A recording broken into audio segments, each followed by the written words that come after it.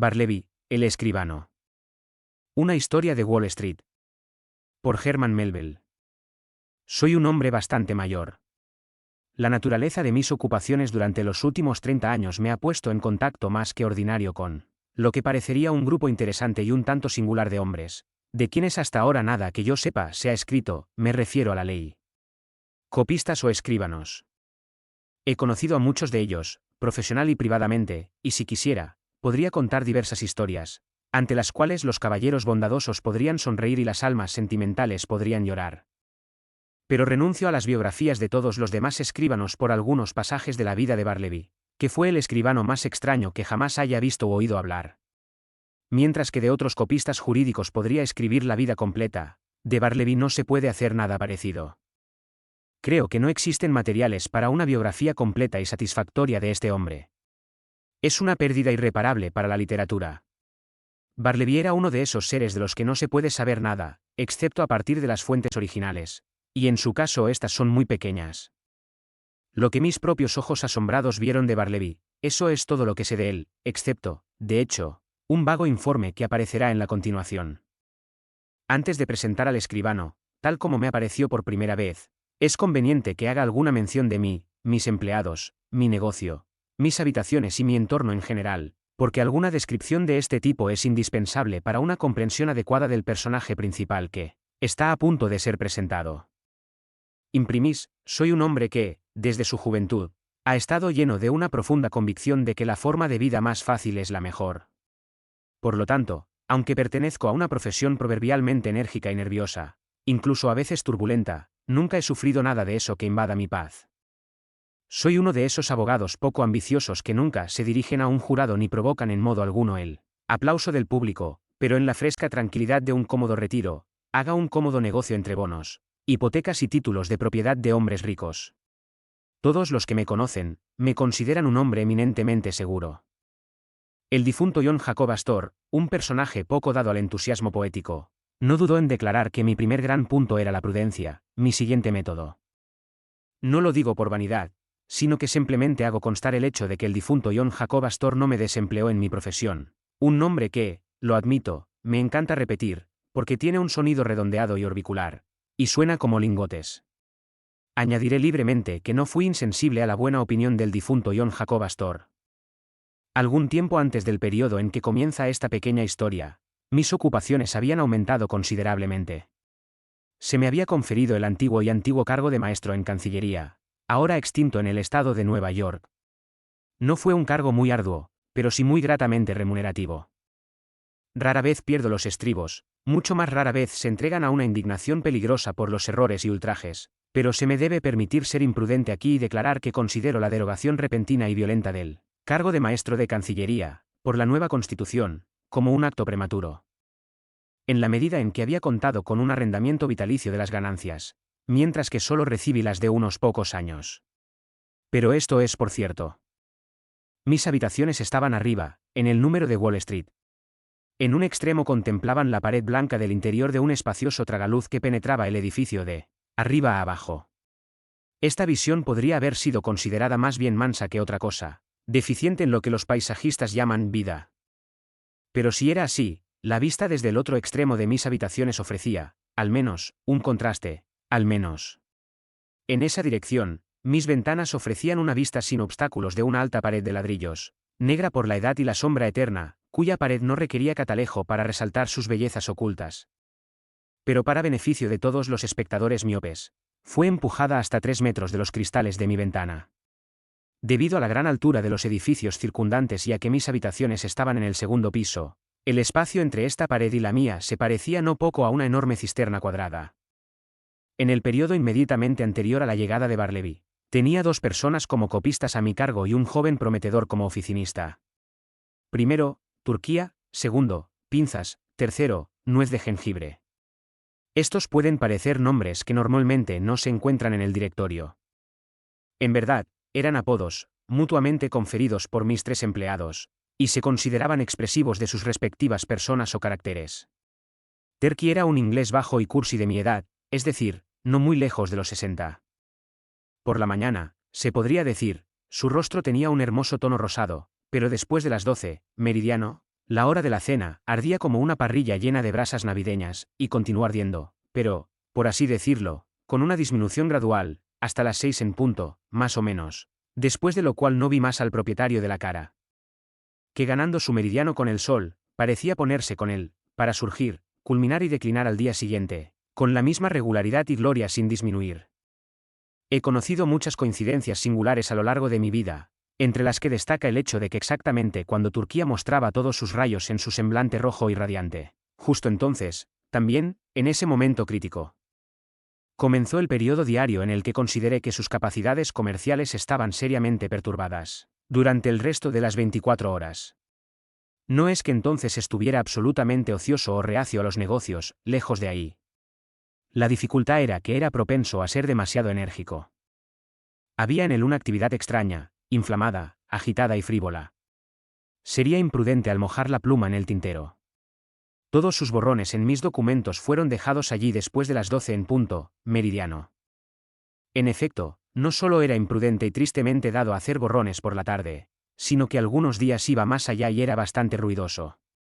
En esos momentos, también, su rostro ardía con blasones aumentados, como si hubieran amontonado carbón sobre antracita. Hizo un ruido desagradable con su silla, derramó su arenero, mientras remendaba sus plumas, las partió todas en pedazos con impaciencia y las arrojó al suelo con una repentina pasión, se puso de pie y se inclinó sobre su mesa, empaquetando sus papeles de la manera más indecorosa, muy triste de contemplar en un anciano como él.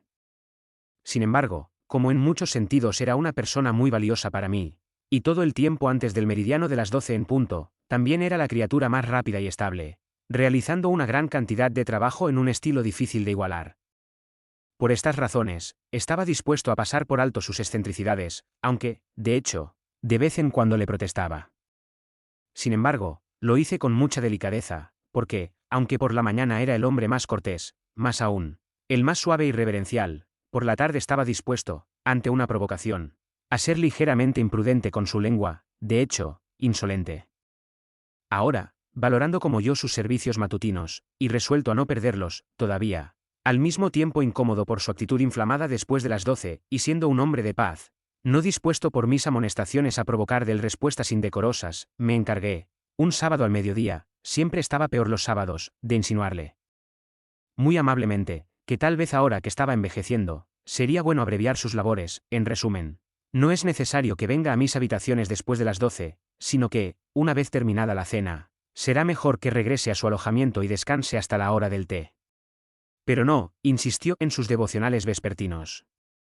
Su rostro se volvió intolerablemente ferviente cuando me aseguró oratoriamente, gesticulando con una larga regla en el otro extremo de la habitación, que si sus servicios por la mañana eran útiles, hasta qué punto eran indispensables por la tarde. Con su misión, señor, dijo Turquía en esta ocasión, me considero su mano derecha. Por la mañana solo ordeno y despliego mis columnas, pero por la tarde me puse a la cabeza de ellos y cargué valientemente contra el enemigo, así. Y le dio un violento empujón al gobernante. Pero los borrones, Turquía, insinué. Es cierto, pero con su misión, señor, mira estos pelos. Estoy envejeciendo. Seguidamente, señor, una o dos manchas de una tarde cálida no son una medida severa contra las canas. La vejez, aunque borre la página, es honorable. Con la sumisión, señor, ambos nos hacemos viejos. Difícilmente pude resistirme a esta apelación a mis sentimientos de compañerismo. En cualquier caso, vi que no iría. Así que decidí dejarlo quedarse, resolviendo, sin embargo, ocuparme de que durante la tarde tuviera que ocuparse de mis papeles menos importantes. Nippers, el segundo en mi lista, era un joven barbudo, cetrino y, en general, de aspecto bastante pirata, de unos 25 años. Siempre lo consideré víctima de dos poderes malignos, la ambición y la indigestión. La ambición se manifestaba en una cierta impaciencia ante los deberes de un simple copista, una usurpación injustificada de asuntos estrictamente profesionales, como la redacción original de los documentos legales. La indigestión parecía presagiada por una ocasional irritabilidad nerviosa y una irritabilidad sonriente, que hacía que los dientes rechinaran audiblemente por los errores cometidos al copiar, maldiciones innecesarias, siseadas, en lugar de habladas, en el fragor de los negocios. Y sobre todo por un continuo descontento con la altura de la mesa donde trabajaba. Aunque tenía una mecánica muy ingeniosa, Nippers nunca pudo conseguir que esta mesa se adaptara a sus necesidades. Le puso chips debajo, bloques de distintos tipos, trozos de cartón, y finalmente llegó al extremo de intentar un ajuste exquisito con los últimos trozos de papel secante doblado. Pero ningún invento respondería. Sí, para aliviar su espalda, acercaba la tapa de la mesa en un ángulo agudo hasta su barbilla y escribía allí como un hombre que utiliza el tejado empinado de una casa holandesa como escritorio, entonces declaraba que se detenía la circulación en sus brazos. Si ahora bajaba la mesa hasta la cintura y se inclinaba sobre ella para escribir, entonces sentía un dolor en la espalda. En resumen, la verdad del asunto era que Nippers no sabía lo que quería. O, si quería algo, era deshacerse por completo de la mesa de los escribanos. Entre las manifestaciones de su enfermiza ambición estaba la afición que sentía por recibir visitas de ciertos tipos de aspecto ambiguo y abrigos raídos, a quienes llamaba sus clientes. De hecho, era consciente de que no solo era, en ocasiones, un político de barrio considerable, sino que ocasionalmente hacía algunos negocios en los tribunales de justicia y no era desconocido en las escaleras de las tumbas. Tengo buenas razones para creer, sin embargo, que un individuo que lo visitó en mi despacho y que, con gran aire, insistió que era su cliente, no era otro que un DUN, y el supuesto título de propiedad, una factura. Pero con todos sus defectos y las molestias que me causó, Nippers, como su compatriota Turquía, fue un hombre muy útil para mí, escribió con letra clara y rápida, y, cuando quería, no carecía de un comportamiento caballeroso. Sumado a esto, siempre vestía de manera caballerosa, y así, dicho sea de paso, reflejé el crédito en mis aposentos. Mientras que con respecto a Turquía, tuve que hacer mucho para evitar que fuera un reproche para mí. Su ropa tendía a tener un aspecto aceitoso y oler a comedor. Llevaba pantalones muy sueltos y holgados en verano. Sus abrigos eran execrables, su sombrero no debe ser tocado. Pero si bien el sombrero me resultaba indiferente, puesto que su civilidad y deferencia naturales, como inglés dependiente, siempre le llevaban a quitárselo en el momento en que entraba en la habitación, su abrigo era otra cuestión. En cuanto a sus abrigos, razoné con él, pero sin ningún efecto.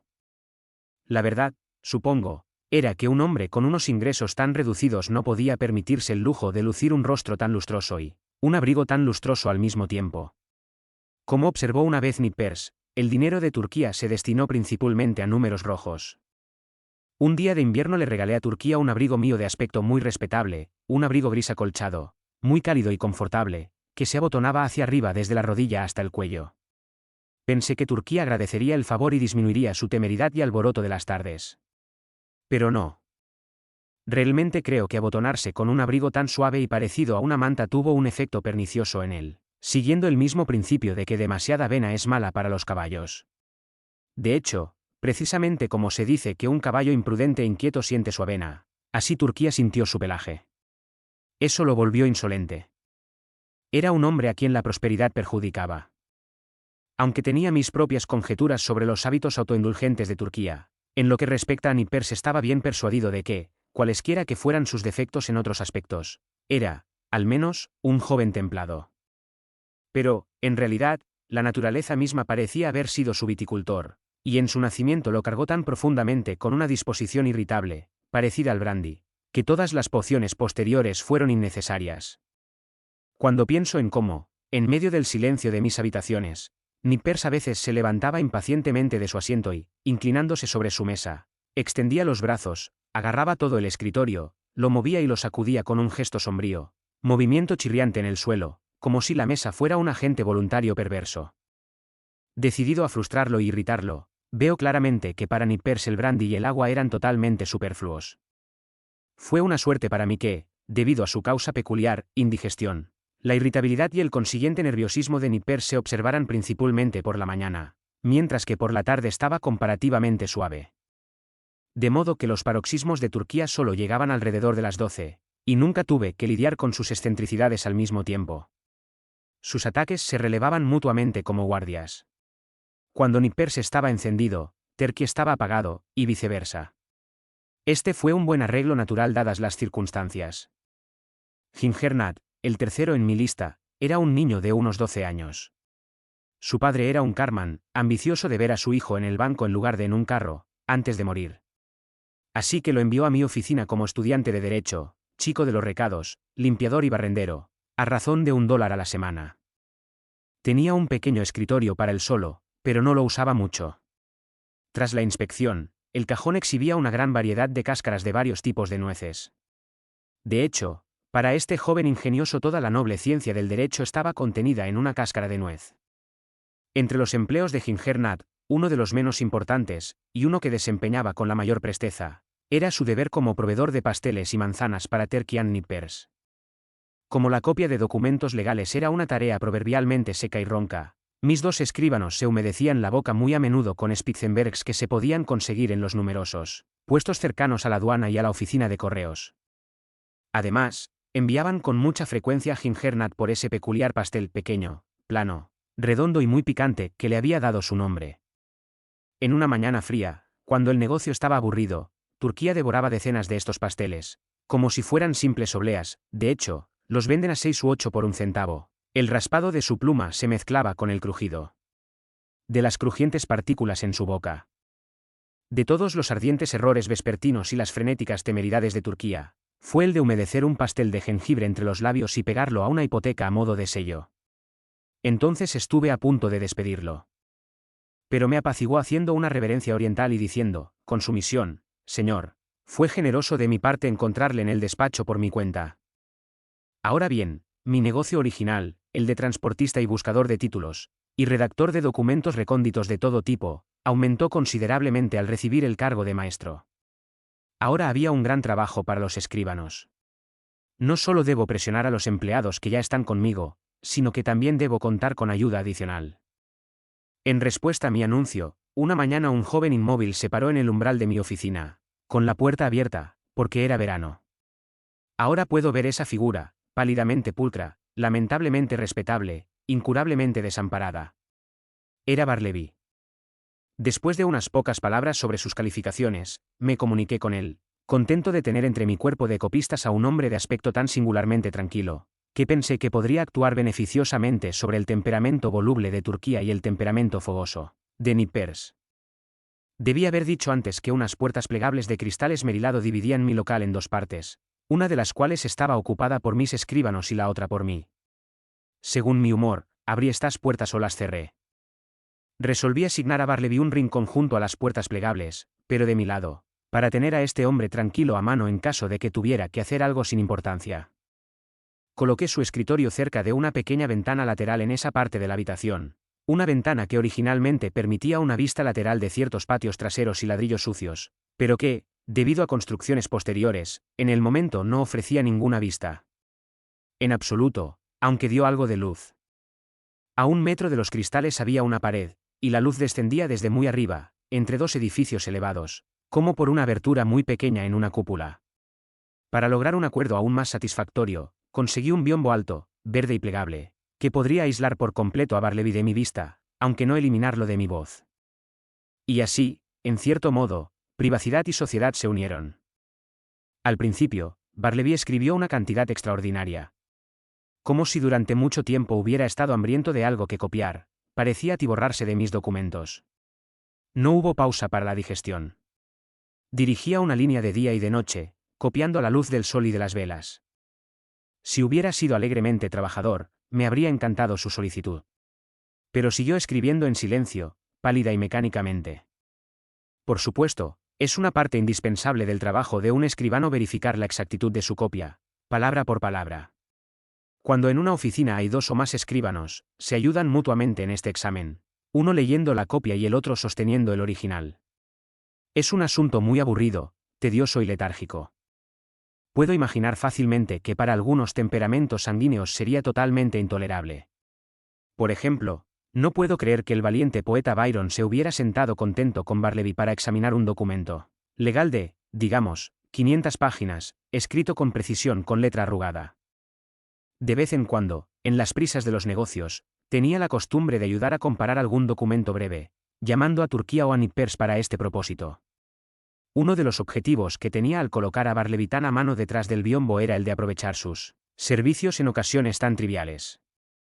Creo que fue al tercer día de su estancia conmigo, y antes de que surgiera la necesidad de examinar su propia escritura, que, teniendo mucha prisa por completar un pequeño asunto que tenía entre manos, llamé abruptamente a Bartleby. En mi prisa y expectativa natural de cumplimiento instantáneo, me senté con la cabeza inclinada sobre el original en mi escritorio, y mi mano derecha de lado, y algo nerviosamente extendida con la copia, de modo que inmediatamente después de salir de su retiro, Bartleby pudiera arrebatármela. Y proceder a trabajar sin la menor demora. En esta misma actitud me senté cuando lo llamé, explicándole rápidamente lo que quería que hiciera, es decir, examinar un pequeño documento conmigo. Imagínese mi sorpresa, mejor dicho, mi consternación, cuando, sin moverse de su intimidad, Bartleby, con una voz singularmente suave y firme, respondió: preferiría no hacerlo. Me senté un rato en perfecto silencio, recuperando mis aturdidas facultades. Inmediatamente se me ocurrió que mis oídos me habían engañado o que Bartleby había entendido mal por completo lo que quería decir. Repetí mi petición en el tono más claro que pude asumir. Pero la respuesta anterior fue igualmente clara: preferiría no hacerlo. Prefiero no hacerlo, repetí, levantándome muy emocionado y cruzando la habitación con paso rápido. ¿Qué quieres decir? ¿Estás deslumbrado? Quiero que me ayudes a comparar esta hoja, tómala, y se la acerqué. Preferiría no hacerlo, dijo. Lo miré fijamente. Su rostro estaba enjuto y sereno, sus ojos grises vagamente tranquilos. Ni una pizca de agitación lo invadió.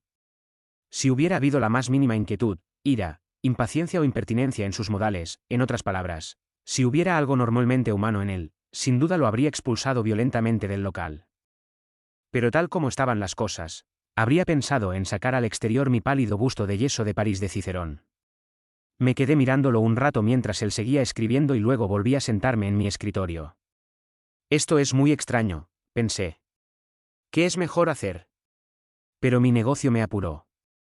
Concluí en olvidarme del asunto por el momento, reservándolo para mis socios futuros. Entonces, llamando a Nippers desde la otra habitación, el documento fue rápidamente examinado. Unos días después de esto, Bartleby concluyó 4 extensos documentos, cuadriplicados del testimonio de una semana presentado ante mí en mi Tribunal Superior de Cancillería. Se hizo necesario examinarlos. Era un traje importante y era imperativa una gran precisión. Una vez arreglado todo, llamé a Turkey, Nippers y Ginger desde la habitación de al lado, con la intención de dejar las 4 copias en manos de mis 4 empleados, mientras yo leía el original. En consecuencia, Turquía, Nippers y Ginger se habían sentado en fila, cada uno con su documento en la mano, cuando llamé a Bartleby para que se uniera a este interesante grupo. Bartleby. Rápido, estoy esperando. Oí un lento chirriar de las patas de su silla sobre el suelo sin alfombra, y pronto apareció de pie en la entrada de su ermita. ¿Qué se quiere?, dijo suavemente. Las copias, dije apresuradamente. Vamos a examinarlos. Allí, y le ofrecí el cuarto cuadruplicado. Preferiría no hacerlo, dijo, y desapareció suavemente detrás del biombo. Por unos momentos me convertí en una estatua de sal, de pie a la cabeza de mi columna de empleados sentados. Recuperándome, avancé hacia la pantalla y exigí el motivo de tan extraordinaria conducta. ¿Por qué te niegas? Preferiría que no. Con cualquier otro hombre me habría enfurecido abiertamente, habría despreciado todas las palabras posteriores y lo habría expulsado ignominiosamente de mi presencia.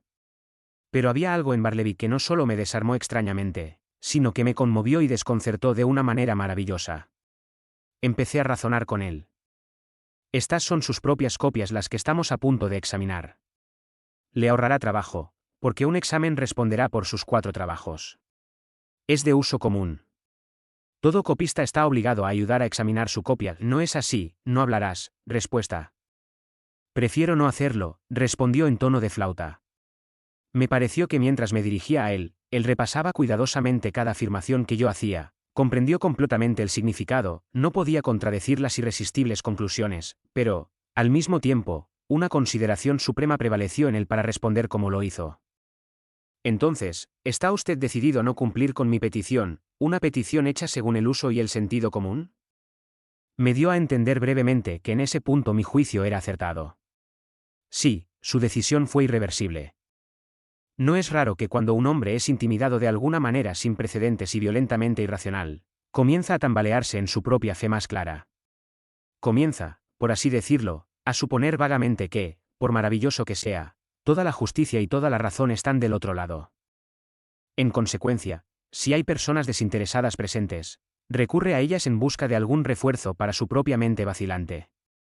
Turquía, dije, ¿qué opinas de esto? No estoy en lo cierto.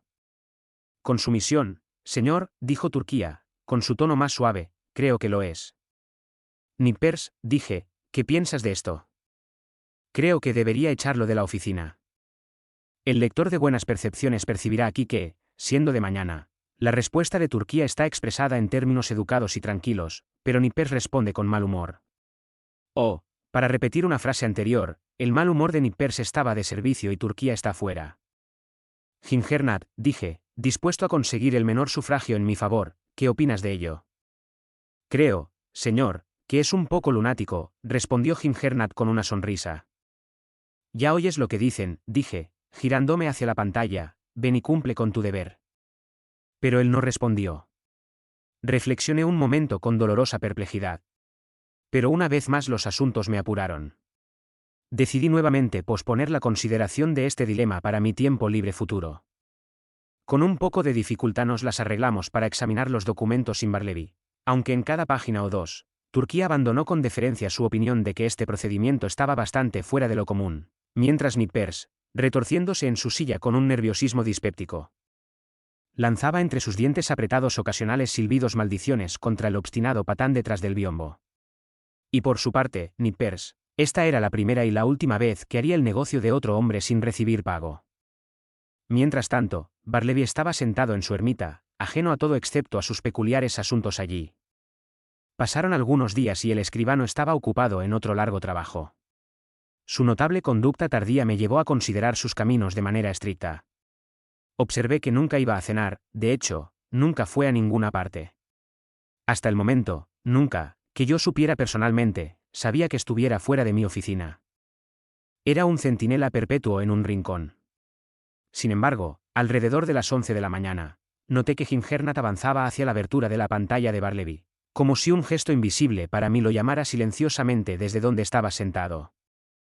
El muchacho salía entonces de la oficina haciendo tintinear unos peniques y reaparecía con un puñado de nueces de jengibre que entregaba en la ermita, recibiendo 2 de las tortas por su molestia. Entonces vive de nueces de jengibre, pensé, nunca cena, propiamente hablando, entonces debe ser vegetariano, pero no, nunca come ni siquiera verduras, solo come nueces de jengibre. Entonces mi mente se sumergió en ensoñaciones sobre los probables efectos sobre la constitución humana de vivir, exclusivamente a base de nueces de jengibre. Las nueces de jengibre se llaman así porque contienen jengibre como uno de sus componentes peculiares y aromatizante final. Ahora, ¿qué era el jengibre? Algo picante y picante. ¿Barleby estaba picante y picante? De nada. Ginger, entonces, no tuvo ningún efecto sobre Barleby. Probablemente preferiría que no tuviera ninguno. Nada irrita tanto a una persona seria como una resistencia pasiva. Si el individuo que resiste no tiene un temperamento inhumano y el que se resiste es perfectamente inofensivo, en su pasividad, luego, cuando el primero esté de mejor humor, se esforzará caritativamente por interpretar en su imaginación lo que resulta imposible de resolver con su juicio. Aún así, la mayor parte del tiempo consideré a Barleby y sus costumbres. Pobre compañero. Pensé que no quiere hacer travesuras, es claro que no pretende ser insolente, su aspecto demuestra suficientemente que sus excentricidades son involuntarias. Él es útil para mí. Puedo llevarme bien con él. Si lo rechazo, lo más probable es que se encuentre con algún empleador menos indulgente, y entonces será tratado con rudeza y tal vez conducido miserablemente a morir de hambre. Sí. Aquí puedo comprar un delicioso autoservicio a buen precio. Hacerse amigo de Barleby, complacerlo en su extraña terquedad me costará poco o nada, mientras guardo en mi alma lo que eventualmente resultará un dulce bocado para mi conciencia. Pero este estado de ánimo no fue invariable en mí. La pasividad de Barleby a veces me irritaba. Me sentí extrañamente incitado a encontrarme con él en una nueva oposición, a provocar en él alguna chispa de ira que fuera responsable ante la mía. Pero, en realidad, bien podría haber intentado prender fuego con los nudillos a un poco de jabón Windsor. Pero una tarde, el impulso maligno que había en mí se apoderó de mí y se produjo la siguiente pequeña escena. Barleby, dije, cuando esos papeles estén todos copiados, los compararé contigo. Preferiría que no. ¿Cómo? ¿Seguidamente no pretenderá persistir en ese obstinado capricho? Sin respuesta. Abrí de par en par las puertas plegables que había cerca y, volviéndome hacia Terky y Nippers, exclamé emocionado. Dice, por segunda vez, que no examinará sus papeles. ¿Qué opinas de esto, Turquía? Era tarde, como debe recordarse. Terky estaba sentado, resplandeciente como una caldera de latón, con la cabeza calva humeando y las manos moviéndose entre los papeles borrosos. Piénsalo, rugió Turquía, creo que simplemente me pondré detrás de su pantalla y le pintaré los ojos. Dicho esto, Turquía se puso de pie y extendió los brazos en posición pugilística. Se apresuraba a cumplir su promesa cuando lo detuve, alarmado por el efecto que tendría provocar imprudentemente la combatividad de Turquía después de la cena. Siéntate, Turquía, dije, y escucha lo que Nippers tiene que decir. ¿Qué opinas de esto, Nippers? ¿No estaría justificado despedir inmediatamente a Barleby? Disculpe, eso lo decide usted, señor. Creo que su conducta es bastante inusual y, de hecho, injusta, en lo que respecta a Turquía y a mí. Pero puede que solo sea un capricho pasajero. Ah, exclamé, has cambiado extrañamente de opinión entonces, ahora hablas muy amablemente de él. Toda cerveza, gritó Turquía, la gentileza es el efecto de la cerveza. Nippers y yo cenamos juntos hoy. Ya ve lo amable que soy, señor. ¿Debo ir a pintarle los ojos? Supongo que te refieres a Barleby. No, hoy no, Turquía, respondí, por favor, levanten los puños. Cerré las puertas y avancé nuevamente hacia Barleby. Sentí incentivos adicionales que me tentaban a mi destino. Ardía en deseos de que me rebelaran contra mí otra vez. Recordé que Barleby nunca salía de la oficina. Barleby, dije, Gingernat está lejos, simplemente acércate a la oficina de correos. No. Fue solo una caminata de 3 minutos, y ver si hay algo para mí. Preferiría que no. No lo harás. Prefiero que no. Caminé tambaleándome hasta mi escritorio y me senté allí, sumido en un profundo estudio. Mi ciega inveteración volvió.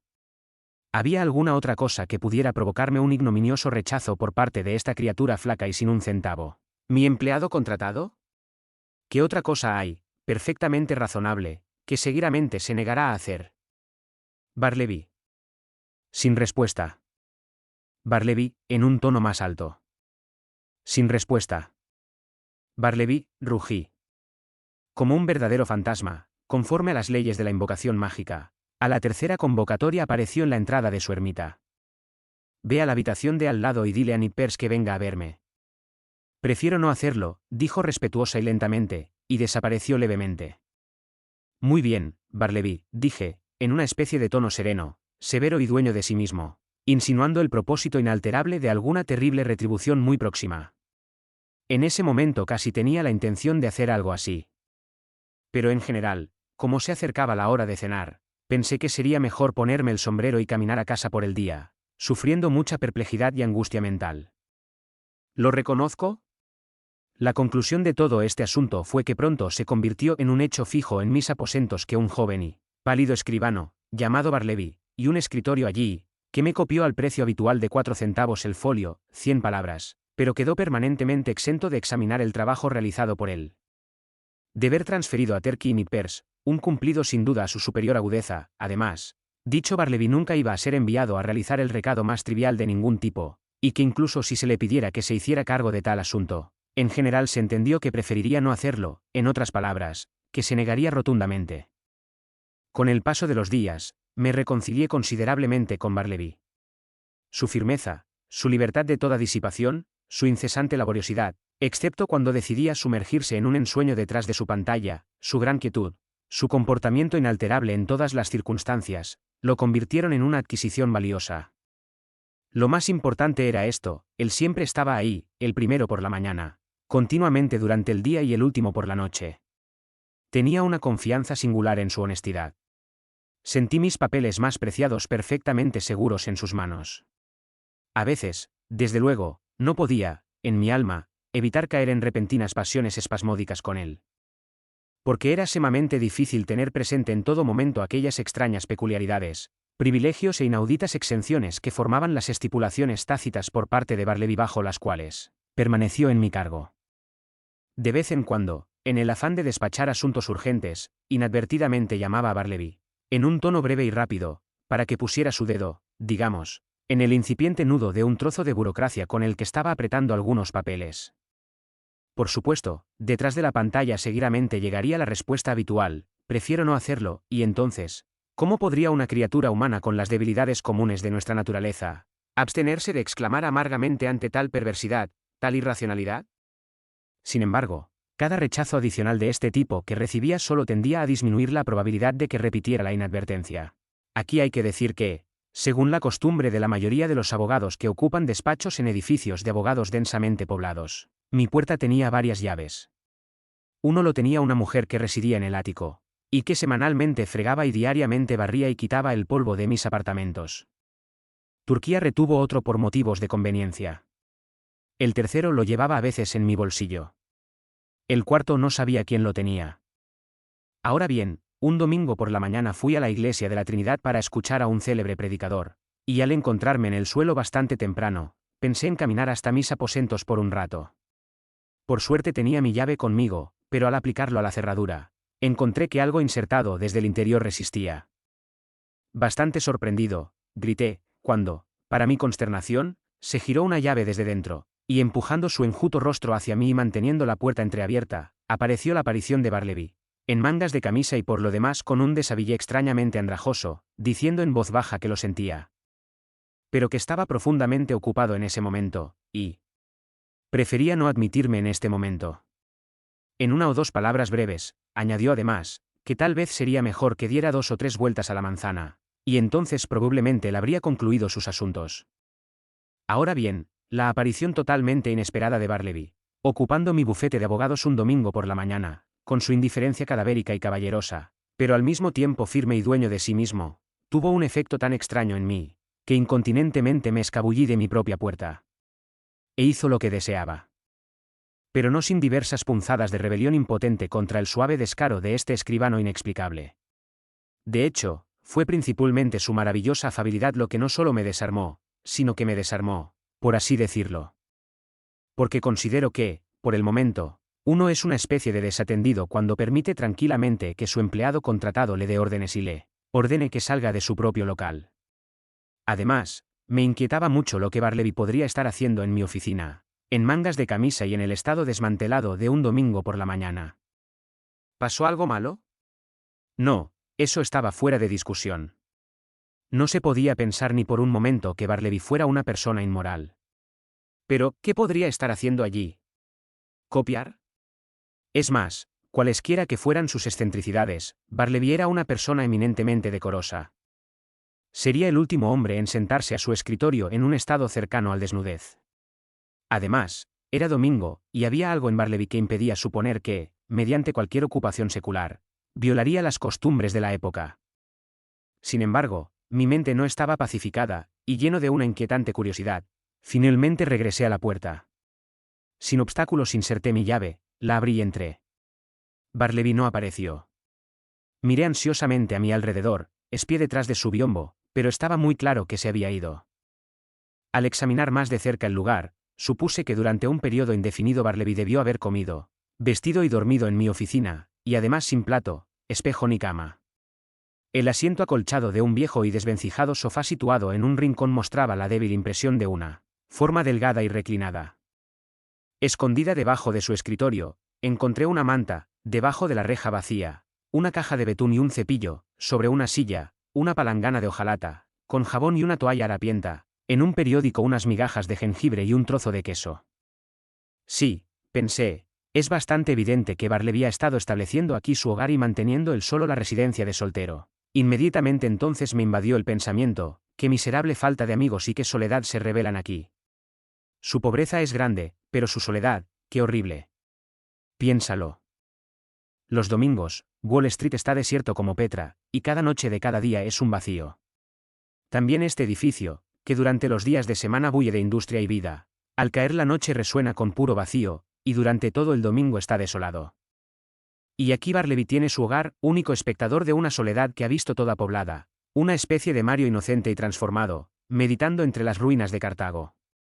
Por primera vez en mi vida me invadió un sentimiento de melancolía abrumadora y punzante. Antes, nunca había experimentado nada más que una tristeza nada desagradable. El vínculo de una humanidad común me atraía ahora irresistiblemente a la tristeza. Una melancolía fraterna. Tanto yo como Barleby éramos hijos de Adán. Recordé las sedas brillantes y los rostros resplandecientes que había visto ese día, vestidos de gala, navegando como cisnes por el Mississippi de Broadway, y los comparé con el pálido copista, y pensé, la felicidad corteja la luz, por eso consideramos que el mundo es alegre, pero la miseria se esconde distante. Por eso consideramos que no hay miseria. Estas tristes fantasías, quimeras, sin duda, de un cerebro enfermo y tonto, llevaron a otros pensamientos más especiales, relacionados con las excentricidades de Barleby. Me rodeaban presentimientos de extraños descubrimientos. La pálida forma del escribiente me apareció tendida, entre extraños indiferentes, en su temblorosa mortaja. De repente me atrajo el escritorio cerrado de Barleby, con la llave a la vista en la cerradura. No quiero hacer travesuras, no busco la satisfacción de ninguna curiosidad desalmada, pensé, además, el escritorio es mío, y su contenido también, así que me atreveré a mirar dentro. Todo estaba ordenado metódicamente y los papeles colocados con suavidad. Los casilleros eran profundos y, sacando los expedientes de documentos, busqué a tientas en sus recovecos. En ese momento sentí algo allí y lo saqué. Era un pañuelo viejo, pesado y anudado. La abrí y vi que era una caja de ahorros. Ahora recordé todos los secretos misterios que había notado en aquel hombre. Recordé que él nunca hablaba sino para responder, que aunque a intervalos tenía mucho tiempo para sí mismo, nunca lo había visto leyendo. No, ni siquiera un periódico, que durante largos periodos se quedaba mirando, desde su pálida ventana detrás del biombo, la pared de ladrillos muertos. Estaba bastante seguro de que nunca visitó ningún refectorio o comedor, mientras que su rostro pálido indicaba claramente que nunca bebía cerveza como Turquía, ni siquiera té y café. Como los demás hombres, que nunca fue a ningún lugar en particular donde yo pudiera aprender, nunca salía a caminar, a menos que fuera el caso en ese momento, que se había negado a decir quién era, ni de dónde venía, ni si tenía parientes en el mundo, que aunque tan delgado y pálido, nunca se quejó de mala salud. Y, más que todo, recordaba cierto aire inconsciente de pálida, ¿cómo llamarlo?, de pálida altivez, digamos, o más bien de una austera reserva en él, que me había impresionado positivamente hasta mi dócil conformidad con sus excentricidades, cuando había temido pedirle que hiciera la más mínima cosa incidental por mí, aunque yo pudiera saber. Por su prolongada inmovilidad, que detrás de su biombo debía estar de pie en una de esas ensoñaciones suyas sobre paredes muertas. Girando todas estas cosas, y combinándolas con el hecho recientemente descubierto de que hizo de mi oficina su lugar de residencia y hogar constante, y sin olvidar su mal humor mórbido, mientras giraba en torno a todas estas cosas, un sentimiento de prudencia comenzó a apoderarse de mí. Mis primeras emociones habían sido de pura melancolía y de sincera piedad, pero en la medida en que el desamparo de Barleby crecía y crecía en mi imaginación, esa misma melancolía se convertía en miedo, esa compasión en repulsión. Es tan cierto, y tan terrible también, que hasta cierto punto el pensamiento o la visión de la miseria atrae nuestros mejores afectos, pero, en ciertos casos especiales, más allá de ese punto no es así. Se equivocan quienes afirman que esto invariablemente se debe al egoísmo inherente al corazón humano. Más bien procede de una cierta desesperanza de remediar males excesivos y orgánicos. Para un ser sensible, la lástima no pocas veces es dolor. Y cuando por fin se percibe que tal compasión no puede conducir a un socorro eficaz, el sentido común ordena al alma que se deshaga de ella. Lo que vi esa mañana me convenció de que el escribano era víctima de un desorden innato e incurable. Podría dar limosna a su cuerpo, pero su cuerpo no le dolía, fue su alma la que sufrió, y su alma no pude alcanzarla. No logré el propósito de ir a Trinity Church esa mañana. De alguna manera, las cosas que había visto me descalificaron por el momento para asistir a la iglesia. Caminé de regreso a casa, pensando qué haría con Barleby. Finalmente, resolví esto: a la mañana siguiente le haría ciertas preguntas tranquilas, sobre su historia, etc. Y si él se negaba a responderlas abiertamente y sin reservas, y supuse que preferiría no hacerlo, entonces darle un billete de $20 además de lo que pudiera deberle, y decirle que sus servicios ya no eran necesarios, pero que si en alguna otra forma pudiera ayudarle, lo haría con mucho gusto. Especialmente si deseara regresar a su lugar natal, donde quiera que fuese, de buen grado ayudaría a sufragar los gastos. Además, si después de llegar a casa se encontraba en algún momento necesitado de ayuda, una carta suya le daría una respuesta segura. Llegó la mañana siguiente.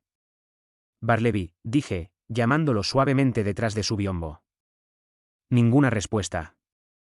Bartleby, dije, en un tono aún más suave, ven aquí, no voy a pedirte que hagas nada que preferirías no hacer, simplemente deseo hablar contigo. Tras esto, apareció silenciosamente a la vista. ¿Quieres decirme, Bartleby, dónde naciste? Preferiría que no. ¿Me contarás algo sobre ti? Preferiría que no. ¿Pero qué objeción razonable puedes tener para hablar conmigo? ¿Me siento amigable contigo? No me miró mientras hablaba, sino que mantuvo su mirada fija en mi busto de Cicerón, que cuando estaba sentado estaba directamente detrás de mí, a unos 15 centímetros por encima de mi cabeza. ¿Cuál es tu respuesta, Bartleby? Dije, después de esperar una respuesta durante un tiempo considerable, durante el cual su semblante permaneció inmóvil, solo se percibió el más leve temblor imaginable en su boca blanca y atenuada. Por el momento prefiero no dar respuesta, dijo, y se retiró a su ermita. Confieso que era bastante débil por mi parte, pero sus modales en esta ocasión me irritaron. No solo parecía esconderse en ello un cierto desdén tranquilo, sino que su perversidad parecía ingrata, considerando el innegable buen trato y la indulgencia que había recibido de mí. De nuevo me senté a reflexionar sobre lo que debería hacer. Mortificado como estaba por su comportamiento, y resuelto a despedirlo cuando entré en mis oficinas, sin embargo, extrañamente sentí algo supersticioso golpeando mi corazón, prohibiéndome llevar a cabo mi propósito y denunciándome por un villano si me atrevía a pronunciar una palabra amarga contra el más desamparado de la humanidad. Finalmente, colocando familiarmente mi silla detrás de su biombo, me senté y dije, Bartleby, entonces no te preocupes por revelar tu historia, pero déjame rogarte, como amigo, que cumplas en lo posible con los usos de este cargo.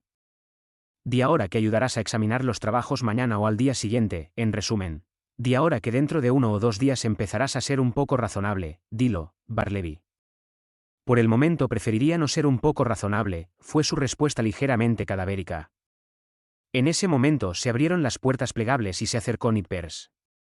Parecía sufrir un descanso nocturno inusualmente malo, inducido por una indigestión más grave de lo común. Escuchó esas últimas palabras de Bartleby. Prefiero que no, gritó Nippers, si fuera usted, señor, lo preferiría a él, dirigiéndose a mí, lo preferiría, le daría preferencias, mula testaruda, ¿qué es, señor, por favor, qué prefiere no hacer ahora? Bartleby no movió ni un miembro. Señor Nippers, dije, preferiría que te retiraras por el momento. De alguna manera, últimamente me había acostumbrado a utilizar involuntariamente esta palabra preferir, en todo tipo de ocasiones no exactamente adecuadas. Y temblé al pensar que mi contacto con el escribiente ya me había afectado gravemente mentalmente. ¿Y qué aberración mayor y más profunda podría no producir todavía? Esta aprensión no había carecido de eficacia para decidirme a tomar medidas sumarias. Mientras Nippers, con aspecto muy amargo y malhumorado, se marchaba, Turquía se acercó con suavidad y deferencia. Con sumisión, señor, dijo, ayer estaba pensando en Bartleby, y creo que si prefiriera tomar 1 litro de buena cerveza todos los días, contribuiría mucho a curarlo y permitirle ayudar a examinar sus papeles. Así que tú también tienes la palabra, dije, un poco emocionado. Con sumisión, ¿qué palabra, señor?, preguntó Turquía, apiñándose respetuosamente en el espacio contratado detrás de la pantalla, y al hacerlo, obligándome a empujar al escribano. ¿Qué palabra, señor? Preferiría que me dejaran solo aquí, dijo Bartleby, como ofendido por haber sido acosado en su privacidad. Esa es la palabra, Turquía, dije, eso es todo. ¿O, prefieres? Oh, sí, palabra extraña. Yo nunca lo uso. Pero, señor, como decía, si él prefiriera. Turquía, le interrumpí, por favor, retírese. Oh, por supuesto, señor, si prefiere que lo haga.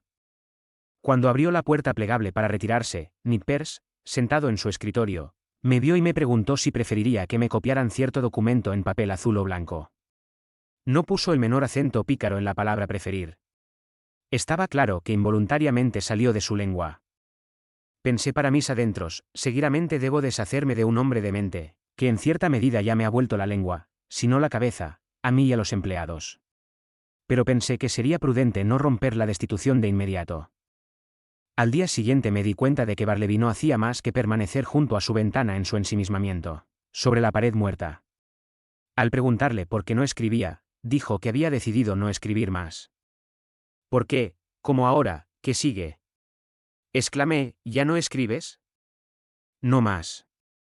¿Y cuál es la razón? No ves la razón por ti mismo, respondió con indiferencia. Lo miré fijamente y percibí que sus ojos parecían apagados y vidriosos. Al instante se me ocurrió que su diligencia sin igual al copiar junto a su ventana en penumbra durante las primeras semanas de su estancia conmigo podría haber afectado temporalmente su visión. Fui tocado. Le dije algo de condolencia. Le insinué que, por supuesto, hizo bien en abstenerse de escribir durante un tiempo, y lo instó a aprovechar esa oportunidad de hacer ejercicio saludable al aire libre. Esto, sin embargo, no lo hizo. Unos días después, estando ausentes mis otros empleados y teniendo gran prisa por despachar ciertas cartas por correo, pensé que, al no tener nada más que hacer en este mundo, Barleby seguramente sería menos inflexible que de costumbre y llevaría estas cartas a la oficina postal. Pero él se negó rotundamente. Así que, para mi inconveniencia, fui yo mismo. Aún así pasaron más días. No puedo decir si los ojos de Barleby mejoraron o no. Aparentemente, pensé que sí. Pero cuando le pregunté si lo sabían, no respondió. En cualquier caso, no haría copias. Finalmente, en respuesta a mis insistencias, me informó que había abandonado definitivamente la copia. ¿Qué? Exclamé yo, supongamos que sus ojos mejoraran completamente, mejor que nunca, no lo copiaría entonces. He dejado de copiar, respondió, y se hizo a un lado. Permaneció como siempre, un elemento fijo en mi habitación. Es más, si eso fuera posible, se volvió aún más habitual que antes. ¿Cuál era la tarea asignada? No haría nada en la oficina, ¿por qué debería quedarse allí? En realidad, ahora se había convertido para mí en una piedra de molino, no solo inútil como collar, sino también aflictiva de soportar. Sin embargo, lo sentí por él. No digo la verdad cuando digo que, por su propia cuenta, me provocó inquietud. Si hubiera nombrado a un solo pariente o amigo, le habría escrito inmediatamente, instando a que se llevaran al pobre hombre a algún retiro conveniente. Pero parecía solo, absolutamente solo en el universo. Un pedacito de naufragio en medio del Atlántico. Al final, las necesidades relacionadas con mi negocio tiranizaron todas las demás consideraciones. Lo más decentemente que pude, le dije a Barleby que dentro de 6 días debía abandonar la oficina incondicionalmente.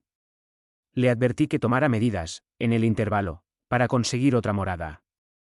Me ofrecía ayudarlo en este esfuerzo, si él mismo daba el primer paso hacia la expulsión. Y cuando finalmente me dejes, Barleby, agregué, me ocuparé de que no te vayas completamente desprovisto. Recuerda que 6 días a partir de esta hora. Al expirar ese periodo, miré detrás de la pantalla y aquí. Barleby estaba allí. Me abotoné el abrigo, me equilibré, avanzó lentamente hacia él, le tocó el hombro y dijo, ha llegado el momento, debes abandonar este lugar, lo siento por ti, aquí hay dinero, pero debes irte. Preferiría que no, respondió, todavía de espaldas a mí. Usted debe. Él permaneció en silencio. Ahora tenía una confianza ilimitada en la honestidad común de este hombre. Con frecuencia me devolvía 6 peniques y chelines que se habían dejado caer descuidadamente al suelo, porque suelo ser muy imprudente en estos asuntos relacionados con los botones de la camisa. El procedimiento que se siguió no se considerará extraordinario. Barleby, dije, te debo $12 a cuenta, aquí hay 32, los 20 restantes son tuyos. ¿Quieres aceptarlos? Y le entregué los billetes. Pero él no hizo ningún movimiento. Entonces los dejaré aquí, colocándolos bajo un peso sobre la mesa. Luego, tomando mi sombrero y mi bastón y dirigiéndome hacia la puerta, me volví tranquilamente y agregué, después de que hayas retirado tus cosas de estas oficinas, Barleby, por supuesto cerrarás la puerta con llave, ya que todos se han ido por el día menos tú. Y si quieres, desliza tu llave debajo del felpudo para que pueda tenerla por la mañana. No te volveré a ver, así que adiós a ti.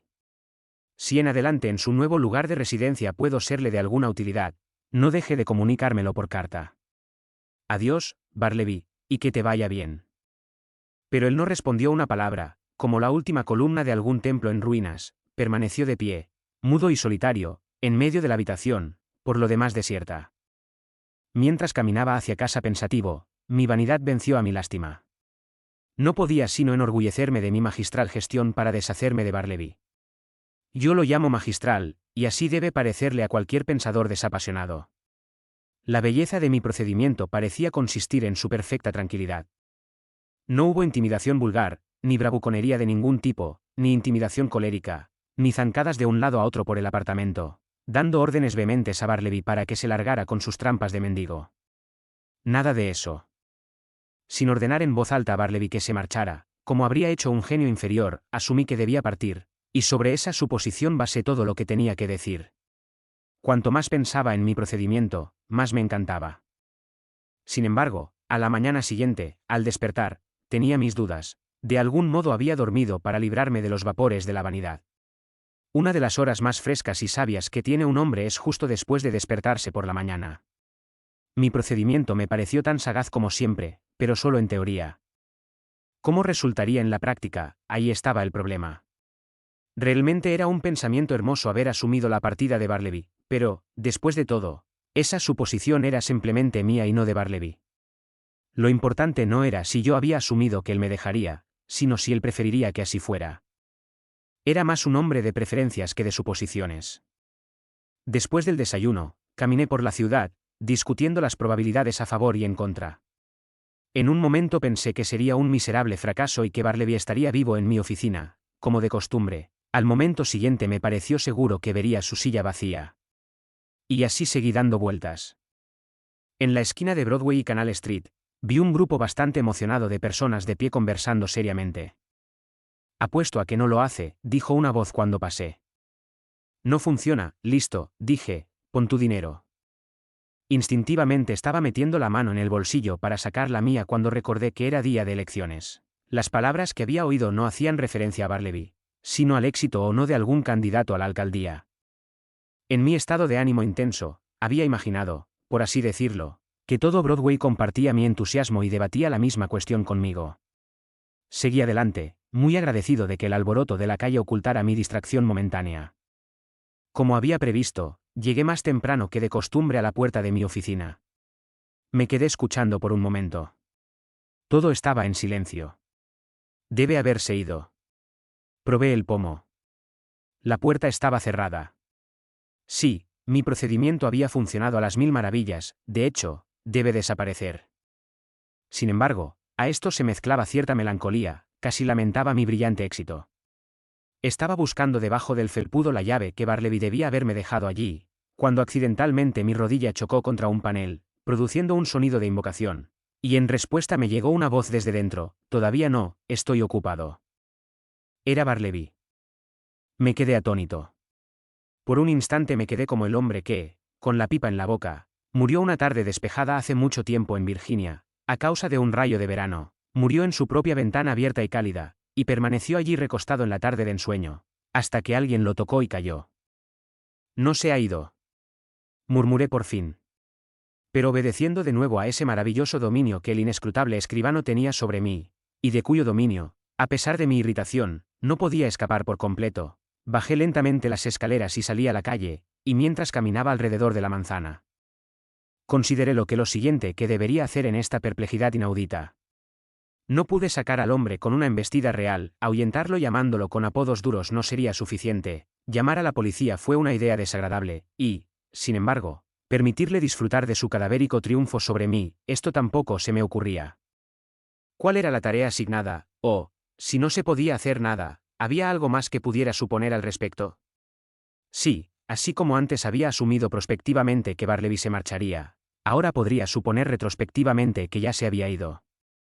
En el cumplimiento legítimo de esta suposición, podría entrar a mi oficina con gran prisa y, fingiendo no ver a Bartleby en absoluto, caminar directamente hacia él como si fuera aire. Semejante procedimiento tendría, en grado singular, la apariencia de un golpe de efecto. Era casi imposible que Bartleby pudiera resistir tal aplicación de la doctrina de los supuestos. Pero pensándolo mejor, el éxito del plan parecía bastante dudoso. Resolví discutir el asunto con él nuevamente. «Bartleby», dije, entrando en la oficina, con una expresión silenciosamente severa, «estoy muy disgustado». «Me duele, Bartleby. Pensé mejor en ti». Le había imaginado como una organización tan caballerosa que en cualquier dilema delicado bastaría una ligera insinuación, en una palabra, una suposición. Pero parece que estoy engañado. «Vaya», añadí, sobresaltándome con naturalidad, todavía no has tocado ese dinero, señalándolo, justo donde lo había dejado la noche anterior. No respondió nada. ¿Me dejarás o no? Ahora exigí con repentina pasión, acercándome a él. Preferiría no dejarte, respondió, enfatizando suavemente el no. ¿Qué derecho terrenal tienes a quedarte aquí? ¿Pagas algún alquiler? ¿Pagas mis impuestos? ¿O esta propiedad es suya? No respondió nada. ¿Estás listo para seguir y escribir ahora? Tus ojos están recuperados. ¿Podrías copiarme un pequeño artículo esta mañana, o ayudar a examinar algunas líneas? ¿O pasar por la oficina de correos? En una palabra, ¿hará usted algo para darle color a su negativa a abandonar el lugar? Se retiró silenciosamente a su ermita. Ahora me encontraba en tal estado de resentimiento nervioso que pensé que sería prudente abstenerme de futuras manifestaciones. Bartleby y yo estábamos solos. Recordé la tragedia del desafortunado Adams y del aún más desafortunado Colt en el solitario despacho de este último. Y cómo el pobre Colt, terriblemente indignado por Adams y permitiéndose imprudentemente excitarse salvajemente, se vio precipitado sin darse cuenta a realizar su acto fatal. Un acto que ciertamente ningún hombre podría deplorar más que el propio actor. A menudo se me había ocurrido, en mis reflexiones sobre el tema, que si ese altercado hubiera tenido lugar en la vía pública o en una residencia privada, no habría terminado como terminó. Fue la circunstancia de estar solo en una oficina solitaria, en lo alto de las escaleras, de un edificio totalmente improcedente por las asociaciones domésticas humanizadoras, una oficina sin alfombra, sin duda, de apariencia polvorienta y demacrada. Esto debe haber sido lo que ayudó mucho para realzar la irritable desesperación del desventurado Colt. Pero cuando este viejo Adán del resentimiento surgió en mí y me tentó en relación con Bartleby, lo agarré y lo arrojé. ¿Cómo? Pues, simplemente recordando el mandato divino, un mandamiento nuevo os doy, que os améis unos a otros. Sí, esto fue lo que me salvó. Aparte de consideraciones más elevadas, la caridad a menudo opera como un principio muy sabio y prudente, una gran salvaguardia para quien la posee. Los hombres han cometido asesinato por causa de los celos, de la ira, del odio, del egoísmo y del orgullo espiritual, pero ningún hombre, que yo sepa, ha cometido jamás un asesinato diabólico por amor a la dulce caridad.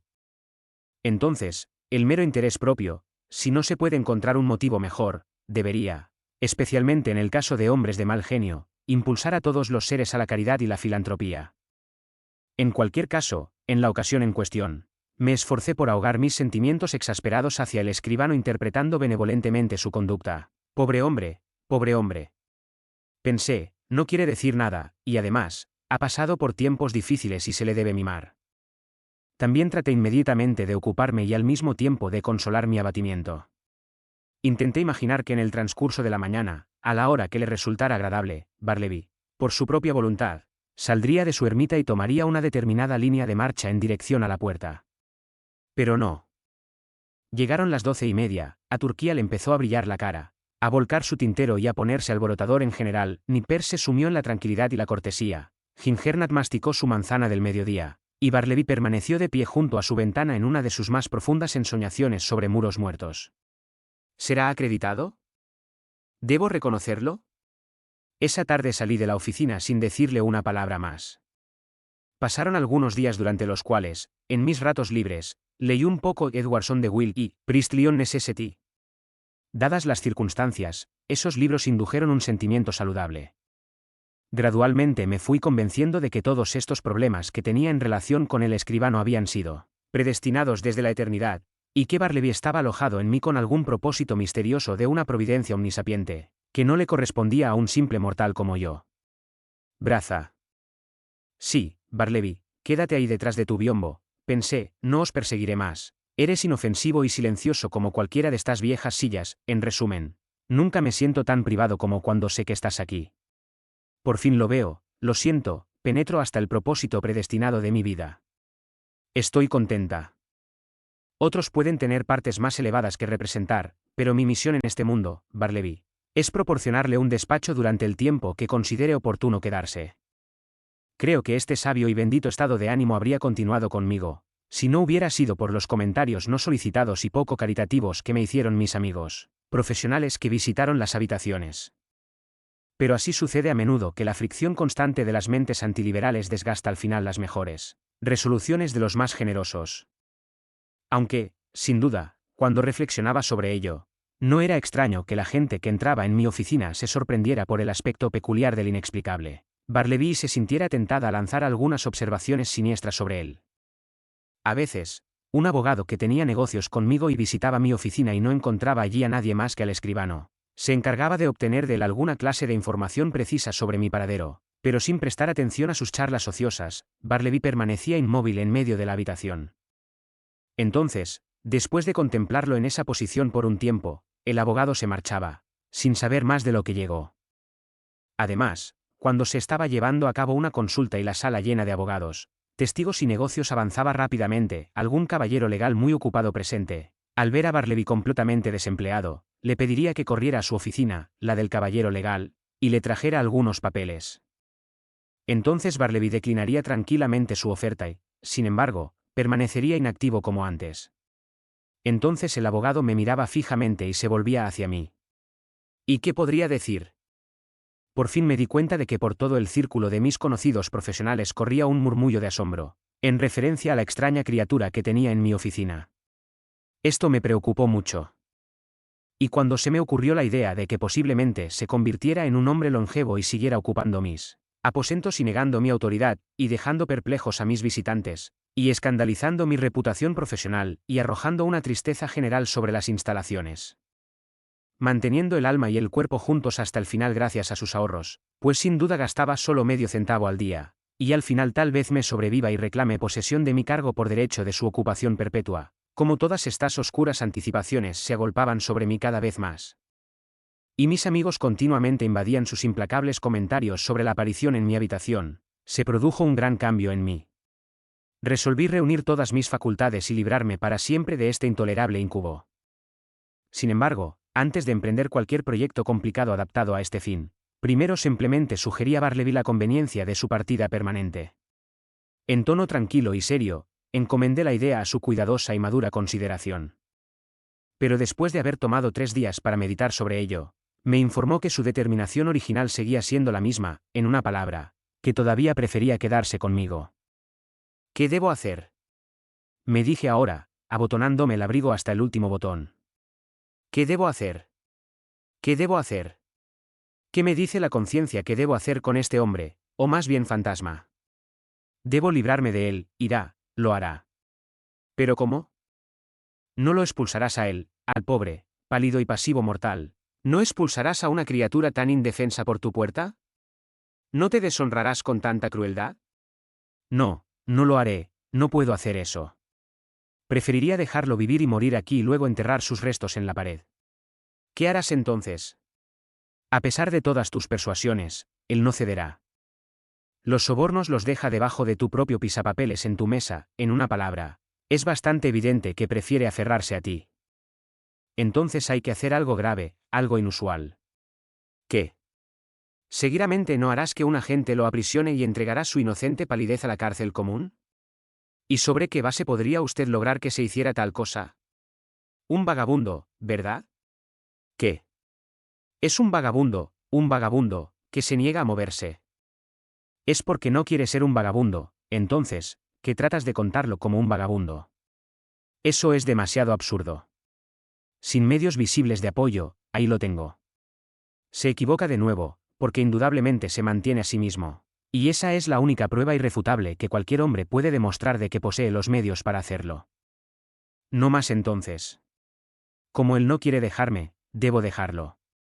Cambiaré de oficio, me mudaré a otra parte, y avisarle con tiempo de que si lo encuentro en mis nuevas instalaciones procederé contra él como un intruso, común y corriente. Actuando en consecuencia, al día siguiente me dirigí a él así: encuentro estas cámaras demasiado lejos del ayuntamiento, el aire es insalubre. En una palabra, propongo retirar mis cargos la próxima semana y ya no necesitaré sus servicios.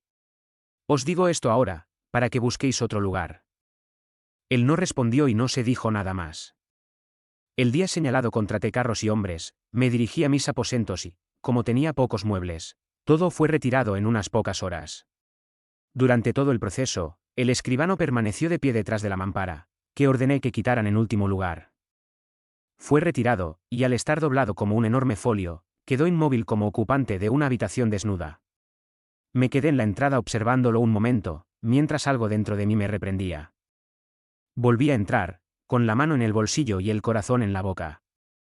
Adiós, Barleby, me voy, adiós, y que Dios de alguna manera los bendiga, y toma eso, deslizando algo en su mano. Pero cayó al suelo y entonces, por extraño que parezca, me separé de aquel de quien tanto había deseado deshacerme. Establecido en mi nuevo alojamiento, durante 1 o 2 días mantuve la puerta cerrada y me ponía en marcha a cada paso en los pasillos. Cuando regresaba a mis habitaciones después de una pequeña ausencia, me detenía un instante en el umbral y escuchaba atentamente antes de aplicar la llave. Pero estos temores eran innecesarios. Barleby nunca se acercó a mí.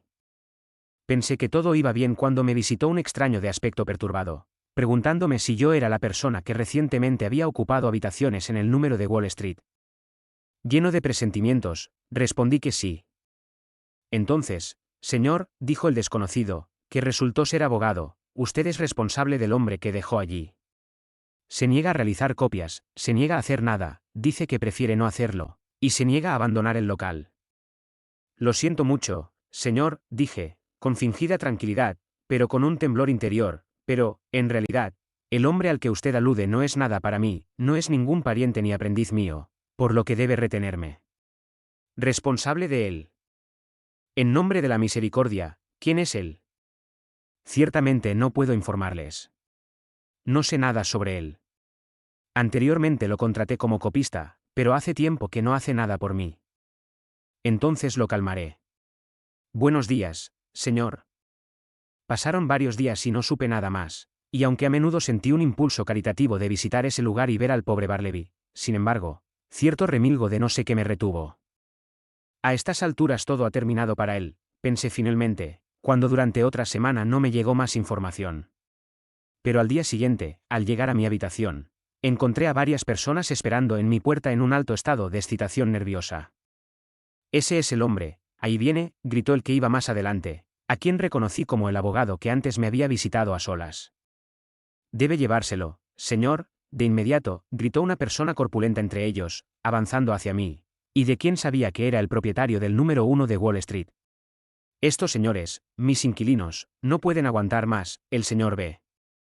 Señalando al abogado, lo ha echado de su habitación y ahora persiste en frecuentar el edificio en general, sentándose en los pasamanos de las escaleras durante el día y durmiendo en la entrada durante la noche.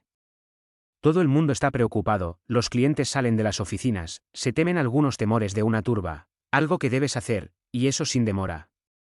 Horrorizado ante este torrente, retrocedí ante él y de buena gana me habría encerrado en mi nuevo alojamiento. En vano insistí en que Barleby no era nada para mí, no más que para cualquier otra persona. En vano, yo era la última persona que se sabía que tenía algo que ver con él, y me hicieron responsable de tan terrible cuenta. Entonces, temeroso de ser descubierto en los periódicos, como una persona presente me amenazó oscuramente, consideré el asunto y dije largamente que si el abogado me concedía una entrevista confidencial con el escribano, en su propia habitación, la del abogado, yo esa tarde haría todo lo posible para librarlos de la molestia de la que se quejaban. Al subir las escaleras a mi antiguo refugio, estaba Barleby sentado en silencio en la barandilla del rellano. ¿Qué estás haciendo aquí, Barleby?, dije yo. Sentado en la barandilla, respondió suavemente. Le indiqué que pasara a la sala del abogado, quien luego nos abandonó. Barleby, dije, ¿es usted consciente de que usted es la causa de una gran tribulación para mí, al persistir en ocupar la entrada después de haber sido despedido de la oficina? Sin respuesta. Ahora debe suceder una de dos cosas. O debes hacer algo o te deben hacer algo. Ahora, ¿a qué tipo de negocio le gustaría dedicarse? ¿Le gustaría volver a copiar para alguien? No, preferiría no hacer ningún cambio. ¿Le gustaría trabajar como empleado en una tienda de textiles? Hay demasiado confinamiento al respecto. No, no me gustaría una pasantía, pero no soy exigente. Demasiado encierro, grité, ¿por qué te mantienes encerrado todo el tiempo? Preferiría no aceptar una pasantía, replicó, como para resolver ese pequeño asunto de inmediato. ¿Cómo le vendría bien el negocio de un camarero de bar? No hay ningún daño a la vista en eso. No me gustaría nada, aunque, como dije antes, no soy exigente. Su inusitada palabrería me animó. Volví a la carga. Pues entonces, ¿te gustaría viajar por el país cobrando facturas a los comerciantes? Eso mejoraría tu salud. No, preferiría estar haciendo otra cosa. ¿Cómo, entonces, ir como acompañante a Europa y entretener a un joven caballero con tu conversación? ¿Te convendría? De nada. No me parece que haya nada definitivo al respecto. Me gusta estar estacionario. Pero no soy exigente. Entonces estarás inmóvil, grité, perdiendo ahora toda la paciencia y, por primera vez en toda mi exasperante conexión con él, casi enfureciéndome. Si no te marchas de este lugar antes de la noche, me sentiré obligado, de hecho, estoy obligado, a abandonar el lugar yo mismo. Concluí de manera bastante absurda, sin saber con qué posible amenaza intentar asustar su inmovilidad para que obedezca.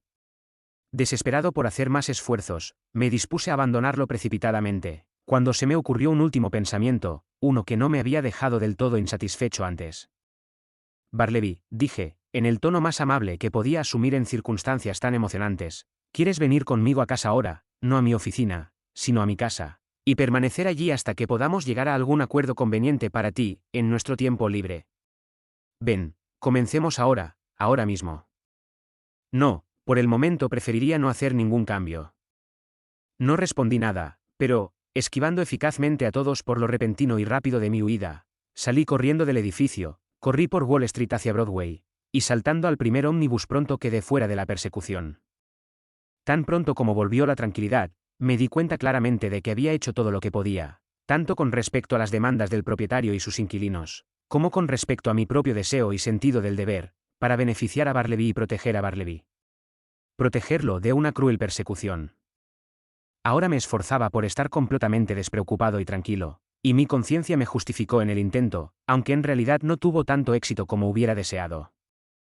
Tenía tanto miedo de que el enfurecido propietario y sus exasperados inquilinos me persiguieran de nuevo, que, entregando mi negocio a Nippers, durante unos días conduje por la parte alta de la ciudad y por los suburbios en mi Rockaway, cruzó a Jersey City y Hoboken y realizó visitas de fugitivo a Manhattanville y Astoria. De hecho, durante ese tiempo casi viví en mi Rockaway. Cuando entré de nuevo a mi oficina, he aquí que sobre el escritorio había una nota del propietario. La abrí con manos temblorosas.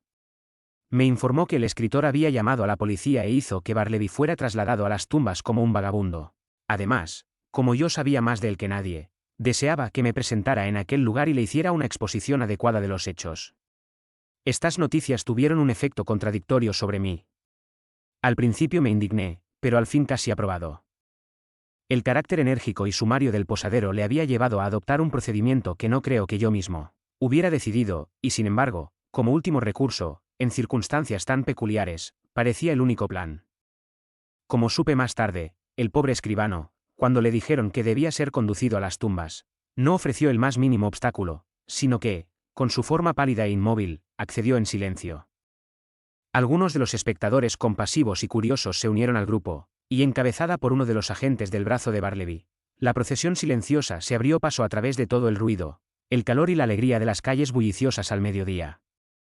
El mismo día que recibí la nota fui a las tumbas, o mejor dicho, a las salas de justicia. Buscando al oficial adecuado, expliqué el propósito de mi llamada y me informaron que el individuo que describí estaba efectivamente dentro. Luego aseguré al funcionario que Barleby era un hombre perfectamente honesto y muy compasivo, aunque inexplicablemente excéntrico. Le narré todo lo que sabía y terminé sugiriendo la idea de dejarlo permanecer en un confinamiento lo más indulgente posible hasta que se pudiera hacer algo menos duro, aunque en realidad apenas sabía qué. En todo caso, si no se puede decidir nada más, la casa de beneficencia debe recibirlo. Entonces le rogué que me concedieran una entrevista. Al no estar bajo ningún cargo vergonzoso y bastante sereno e inofensivo en todos sus comportamientos, le habían permitido vagar libremente por la prisión, y especialmente en el patio cerrado con césped. Y así lo encontré allí, de pie, solo, en el más tranquilo de los patios, con la cara hacia un alto muro, mientras a mi alrededor, por las estrechas rendijas de las ventanas de la cárcel, me parecía ver espiarle los ojos de asesinos y ladrones. Barleby. Te conozco, dijo, sin mirar atrás, y no quiero nada que decirte. No fui yo quien te trajo aquí, Barleby, dije, profundamente dolido por la sospecha implícita.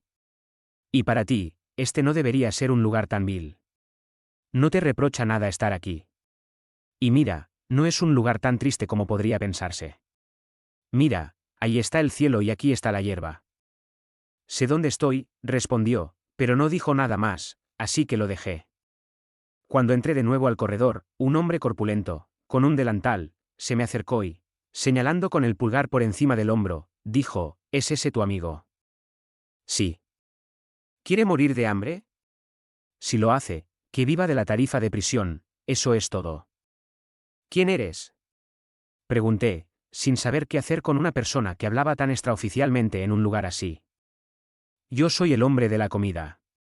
Los caballeros que tienen amigos aquí me contratan para que les proporcione algo bueno de comer. ¿Es así? Dije, volviéndome hacia el llave en mano. Él dijo que sí.